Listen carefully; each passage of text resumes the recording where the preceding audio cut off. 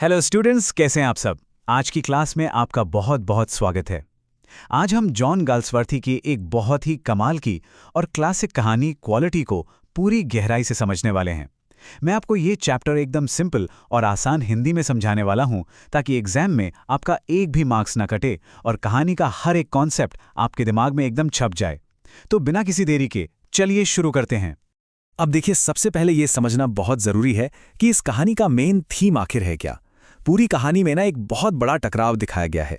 एक तरफ हैं पारंपरिक शिल्प, यानी वो सच्चे और मेहनती कारीगर जो अपना सारा समय और हुनर लगाकर हाथों से शानदार चीजें बनाते हैं, और दूसरी तरफ आ गया है औद्योगिकरण, यानी बड़ी बड़ी फैक्ट्रियां। अब होता क्या है कि ये बड़ी कंपनियां अपने सामान की असली क्वालिटी पर ध्यान नहीं देती, बल्कि सिर्फ चकाचौंध, दिखावे और विज्ञापनों के दम पर मार्केट पर कब्जा कर लेती हैं। और सच बताऊं तो यही इस कहानी का सबसे दर्दनाक सच भी है। आज हम क्या क्या कवर करने वाले हैं, फटाफट देख लेते हैं। हम चैप्टर के इंट्रोडक्शन से शुरुआत करेंगे, फिर कहानी की मेन टाइमलाइन समझेंगे। इसके बाद कहानी के छिपे हुए अर्थ को डिकोड करेंगे। फिर एग्जाम के लिए कुछ जरूरी वर्ड्स और समरी देखेंगे, और आखिर में बात करेंगे जीवन के मूल्यों की। बस इतना कर लिया तो समझो एग्जाम्स की तैयारी एकदम पक्की। तो सबसे पहले चलते हैं गेस्लर ब्रदर्स की दुनिया में। इमेजिन कीजिए, लंदन की एक छोटी सी शांत और फैशनेबल गली। वहां एक जूतों की दुकान है, गेस्लर ब्रदर्स। इस दुकान को चलाते हैं मिस्टर गेस्लर। और पता है इनकी खासियत क्या है? ये ऐसे अद्भुत जूते बनाते हैं जो कभी खराब नहीं होते और पैरों में हमेशा एकदम परफेक्ट फिट बैठते हैं। मतलब क्वालिटी से कोई समझौता नहीं। आपने कभी किसी कुम्हार को मिट्टी के बर्तन बनाते देखा है? कितनी तसल्ली, फोकस और टाइम लगता है ना। बिल्कुल वैसा ही धैर्य और हुनर मिस्टर गेस्लर को अपने जूते बनाने में लगता था। उनके लिए जूते बनाना सिर्फ पैसे कमाने का जरिया या कोई मशीन का काम नहीं था, बल्कि उनके लिए ये एक इबादत थी, एक सच्ची कला थी। अब देखते हैं कि कहानी आगे कैसे बढ़ती है। हम इस कहानी को राइटर और मिस्टर गेस्लर की मुलाकातों के जरिए समझेंगे, जो कई सालों तक चलती हैं। कहानी मेनली 5 मुलाकातों में आगे बढ़ती है। बहुत सिंपल है, ध्यान से सुनिएगा। पहली बार जब राइटर एकदम यंग था, तब उसने गेस्लर से अपने पहले जूते बनवाए थे। फिर कुछ सालों बाद राइटर ने शिकायत की कि उसका एक जूता चमरा रहा है, यानी आवाज कर रहा है। इस पर गेस्लर ने बिना बहस किए उसे ठीक करने या पैसे वापस करने की बात कही। सोचिए कितनी ईमानदारी थी उनमें। तीसरी बार में राइटर गलती से किसी बड़ी कंपनी के जूते पहनकर दुकान चला जाता है, जिसे गेस्लर तुरंत पहचान लेते हैं और अपना दर्द बयां करते हैं। चौथी मुलाकात तक हमें पता चलता है कि गेस्लर के बड़े भाई की मौत हो चुकी है। और जो आखिरी मुलाकात है ना, वो कहानी का सबसे दुखद हिस्सा है, जब हमें पता चलता है कि मिस्टर गेस्लर की भूखमरी से मौत हो गई है। कहानी में एक बहुत ही फेमस डायलॉग आता है, आई इज एन आर्ट। अब आप सोचेंगे ये कैसी इंग्लिश है। असल में मिस्टर गेस्लर जर्मन थे, इसलिए उनके बोलने का तरीका यानी उनका एक्सेंट थोड़ा अलग था। वो असल में कह रहे हैं इट इज एन आर्ट। मतलब उनके लिए जूते बनाना कोई मामूली नौकरी या धंधा नहीं था, उनके लिए ये एक प्योर आर्ट फॉर्म था। और यहीं पर मिस्टर गेस्लर का सबसे बड़ा दर्द छलक कर बाहर आता है। वो बहुत उदासी से कहते हैं, they get it all, they get it by advertisement, not by work. मतलब समझ रहे हैं आप, उनकी रोजी रोटी इसलिए नहीं छिन रही थी कि उनका काम खराब था, बल्कि इसलिए छिन रही थी क्योंकि बड़ी बड़ी कंपनियों के पास मार्केटिंग और विज्ञापनों की ताकत थी। वो काम से नहीं, विज्ञापनों से पैसा कमा रहे थे। तो चलिए अब इस कहानी के छिपे हुए अर्थ को थोड़ा डीप में जाकर समझते हैं। स्टूडेंट्स, ये वाला पार्ट आपके स्कूल एग्जाम्स के लॉन्ग आंसर क्वेश्चंस के लिए एकदम परफेक्ट है, तो अपना फोकस यहीं रखिएगा। यहां पर ना आपको 2 अलग अलग दुनिया का सीधा मुकाबला देखने को मिलेगा।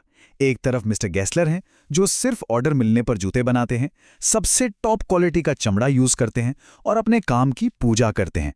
और दूसरी तरफ वो बड़े कंपनियां हैं जो मशीनों से थोक के भाव में सामान बनाती हैं, पूरी तरह से विज्ञापनों के भरोसे चलती हैं, और जिन्हें इस बात से कोई फर्क नहीं पड़ता कि कस्टमर को असली आराम मिल रहा है या नहीं। कहानी का जो एंड है वो सच में बहुत इमोशनल कर देता है। दुकान के नए मालिक ने राइटर को बताया, slow starvation the doctor called it, all went in rent and leather. मतलब गेस्लर बिना खाए पिए दिन रात काम करते रहे, जो भी थोड़े बहुत पैसे आते वो या तो दुकान के किराए में चले जाते या फिर सबसे अच्छी क्वालिटी का चमड़ा खरीदने में। आजकल के लोगों के पास हाथ से बने सामान का इंतजार करने का टाइम ही नहीं था। अपनी क्वालिटी को टॉप पर रखने की इस जिद ने आखिरकार उनकी जान ले ली। खैर, अब हम थोड़ा प्रैक्टिकल होते हैं और आते हैं वर्ड पावर पर। इंग्लिश एग्जाम्स में अगर दूसरों से अच्छे मार्क्स लाने हैं तो ये वोकैबुलरी आपकी बहुत हेल्प करेगी। मैंने चैप्टर से 3 सबसे इंपॉर्टेंट वर्ड्स निकाले हैं। पहला है गटरल, जिसका मतलब है गले से निकलने वाली भारी आवाज, जैसे ही made a guttural sound from his throat. दूसरा वर्ड है इंसेंस, मतलब महक या सुगंध। गेस्लर की दुकान में चमड़े की एक बड़ी प्यारी सी महक थी ना, the shop had the sweet incense of leather. और तीसरा वर्ड जो सबसे क्रिटिकल है, स्टार्वेशन, जिसका अर्थ होता है भूखमरी। The poor old man died of slow starvation. इन तीनों वर्ड्स को अपनी आंसर शीट में जरूर यूज कीजिएगा। अब फोकस एकदम स्क्रीन पर ले आइए, क्योंकि अब हम वो डिस्कस करेंगे जो डायरेक्ट आपके एग्जाम्स में आने वाला है, समरी और सबसे जरूरी क्वेश्चन आंसर। आप चाहें तो इसका स्क्रीनशॉट भी ले सकते हैं। ये रही आपकी 5 पॉइंट सुपर फास्ट समरी। इसे बस दिमाग में बैठा लीजिए। पहला, गेस्लर ब्रदर्स लंदन के बेस्ट जूते बनाते थे। दूसरा, वे सिर्फ ऑर्डर आने पर ही बेहतरीन चमड़े से काम करते थे। तीसरा, बड़ी कंपनियों ने अपने विज्ञापनों के शोर से उनका बिजनेस छीन लिया। चौथा, फिर भी गेस्लर ने ना तो अपनी क्वालिटी गिराई और ना ही काम में कोई जल्दबाजी की। और पांचवां, आखिरकार सारा पैसा किराए और चमड़े में खर्च होने की वजह से भूखमरी से उनकी मौत हो गई। एग्जाम्स में ना एक क्वेश्चन बहुत बार पूछा जाता है, मिस्टर गेस्लर का बिजनेस फेल क्यों हुआ? तो इसका आंसर आपको कहानी के एकदम लास्ट में उस अंग्रेज नौजवान की बातों में मिल जाएगा। पॉइंट वाइज समझिए। मिस्टर गेस्लर ने खुद को बदलते मॉडर्न समय के हिसाब से अडैप्ट नहीं किया। उन्होंने कभी अपने काम का विज्ञापन नहीं किया। वो जूते बनाने में बहुत टाइम लेते थे और आजकल ग्राहकों के पास इंतजार करने का सब्र नहीं है। और सबसे बड़ी बात, उन्होंने हमेशा पैसे कमाने से ऊपर अपनी कला और क्वालिटी को रखा। बस यही वो कारण थे जिससे उनका बिजनेस फेल हो गया। तो एग्जाम्स की बात तो हो गई, लेकिन इस कहानी से हमने असल जिंदगी के लिए क्या सीखा? चलिए क्लास के इस आखिरी हिस्से में हम लाइफ लेसन पर बात करते हैं। मार्क्स तो आ जाएंगे, लेकिन लाइफ में ये बातें हमेशा याद रखिएगा। ये चैप्टर हमें सिखाता है कि हमें सच्ची मेहनत और उन ईमानदार कारीगरों का दिल से सम्मान करना चाहिए जो अपना काम पूरी शिद्दत से करते हैं। आज के टाइम में हम किसी भी प्रोडक्ट को उसके चमचमाते विज्ञापन से जज कर लेते हैं, जो कि बहुत खतरनाक हो सकता है। और सबसे बड़ी सीख, अपने जुनून के प्रति 100% समर्पण। मिस्टर गेस्लर ने इतनी कठिनाई के बावजूद कभी अपनी क्वालिटी से समझौता नहीं किया।